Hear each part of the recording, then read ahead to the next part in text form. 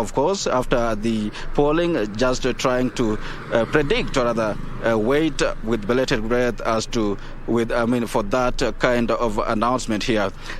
Before I came here, actually, we've been doing round visits to the strategic places within Kisumu. Right now, we are at Kondele. On our way here, we passed through the CBD. We've gone to Nyamasaria. We've gone to Nalenda. Those are some of the strategic, the known places here in Kisumu. And what I've observed, that people are getting back to their normal businesses. Even as we wait, people really have to eat. People really have to make that income. People really have to build the country. And that kind of weight maybe is not deterring them from going by their normal businesses. And I have spoken to a number of residents from this region, and I may be asking them questions regarding the weight, the expectations, and what really they expect from the announcement that we expect maybe today or tomorrow. And there are two messages that are coming out clearly from their statements. One is the peaceful coexistence that they actually want to experience in this region. And two is the expectations is obviously they expect maybe Raila Odinga to carry the day insofar the announcement is concerned. But nonetheless, the number of residents I've spoken with are telling me that even when the Raila is not announced, they're ready to welcome any the outcome that will be determined by the IEBC, which is the body mandated to make the official announcement with regarding the fifth president of Kenya.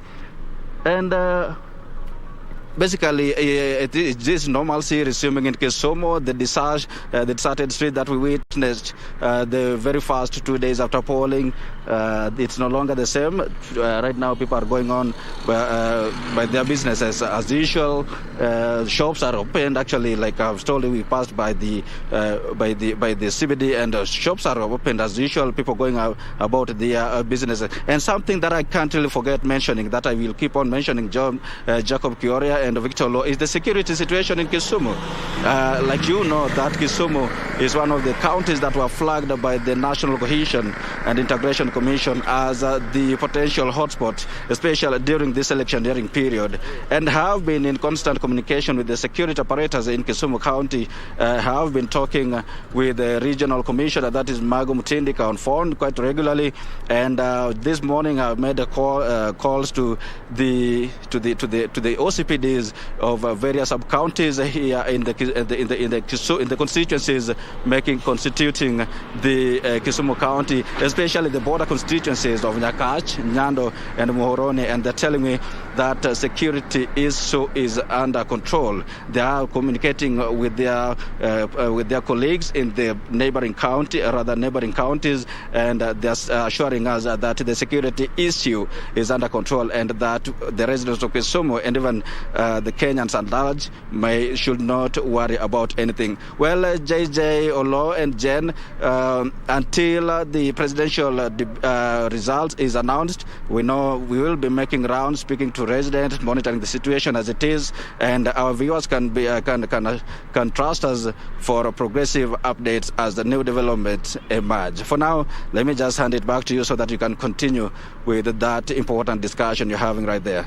JJ. Fantastic report, Wycliffe Okech from Kisumu, telling us about the situation in Kisumu. And of course, he's our standby guy. When if the results are declared today, and even if tomorrow, Wycliffe Okech is on standby in Kisumu. So is that is Timothy Kipnusu in Western Gishu.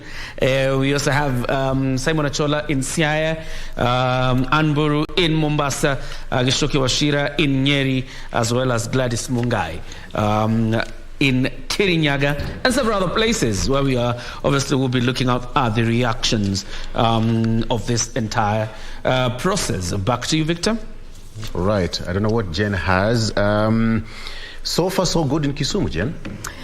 Kisumu's looking good, and we do hope that's the situation to even the other parts that we haven't been able to cover yet. But as and when we get in touch with our reporters, we will be sure to bring you that 360-degree coverage that we have promised you throughout this electioneering period. But coming back to you, Githaiga, and that question of kingpins, as you continue with the candidates you were mentioning, are kingpins and regional kingpins, for that matter, are they necessary looking at Kenya's political way of doing things? And if so, why? You remember Shaka Zulu? Africa has always had kings. Yes. You know, we are great people. I mean, we've always believed in enshrining our power in an individual. And that has always been the case. And I don't believe we are going to change anytime soon. However, I want to talk about TAC, what kingmakers do. And not just kingmakers, even the king being made. Like, for example, I'll give an example with William Ruto. One is to have tight control. William Ruto had tight control on his people. You know, nobody came and suggested for William Ruto, let me bring for you certain people and add them to your team. Unlike the other side, you know. Then you take an intelligent selection of your partners. Every partner that you bring on board has to bring that value, and it has to be evident. You cannot just put somebody just because our woman rep maybe in Moranga can draw the vote for Mount Kenya for that reason. The other thing is strategic positioning. These kingmakers have to be strategically positioned. I remember like Gachagua, like I mentioned about him. All over social media, people used to make fun of him. I've seen emojis of him looking like a goat, and it's very sad. Trying to bring him down as a non-intelligent human being. But you watched the debate and you saw how he managed it. And even the polls after the debate proved to you that that was a different person. Then the appeal. For example, the bottom up. When you talk about to the Raya on the ground, especially like in Mount Kenya, these people have felt that the current government in the last 5 years has kind of brought down their businesses.